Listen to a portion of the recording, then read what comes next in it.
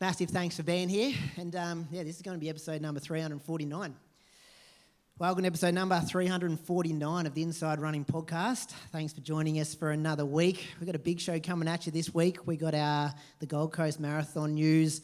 We've got a bit of news around selection and selection details getting leaked early. We've got a listener question, Moose on the Loose. We've got two very big name guests also going to join us on stage here live at the Gold Coast. So a massive thanks to all the people who rocked up and are in the audience looking at me right now. A massive thanks to Lululemon for supporting the Inside Running Podcast throughout this weekend.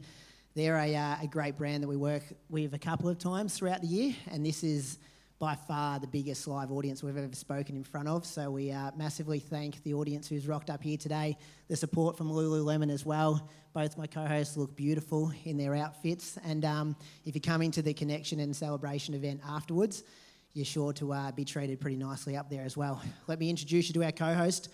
He's a 2:14 man, the only man that we sent to the 2019 World Championships in Doha. He's won the Great Ocean Road Marathon 4.5 times and possibly could be the most influential person in Australian distance running. Julian Spence, welcome to this week's episode. Yes, thanks for having me here, mate. It's a pleasure to be here on the sunny Gold Coast. It's also a pleasure to see you living out your boyhood dream of being a king influencer. Definitely not the case, but it has been a busy weekend. My other co-host is a 2:17 marathon man. I got a first-person view of him at his best today as the king of pacemaking at the Gold Coast Marathon. Wollongong Half Marathon champion recently as well. And missing his son's 4th birthday to be here. Bradley Croker, welcome to you. Thanks, Brady. It's nice to be here this year, given I had to be on the sidelines last year. And so I'm a bit overawed by how many people here, because our first live show was back in 2019 at the Broadbeach Bowling Club. We didn't actually have a room. It was just next to the bar, and I think we had about 40 tickets available. Hands up if you were at that show back in 2019. About 5 people. There was literally a guy eating a steak sandwich like next to where we were recording. People playing pokies, like the ding-dongs were going off as we were talking. So it's a big step up. Yeah, we've come a long way. So thanks for being here, ladies and gents. We're going to go through some running weeks first. Do you want to kick things off, Moose? Because you've had a very, very impressive training week from a guy who had an injury a couple of weeks ago.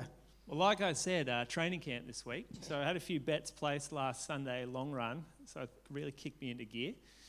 We ran 8K in Anglesea, just a cruisy one on Monday, and then flew up to the Gold Coast very early. Had the toddler on the plane. That was always fun. A couple of plane trips, actually. How was that trip? We spoke about it last week. Did you make the most of business class up the front? Domestic business ain't the same as international business, just a bigger seat up the front. Yeah, okay.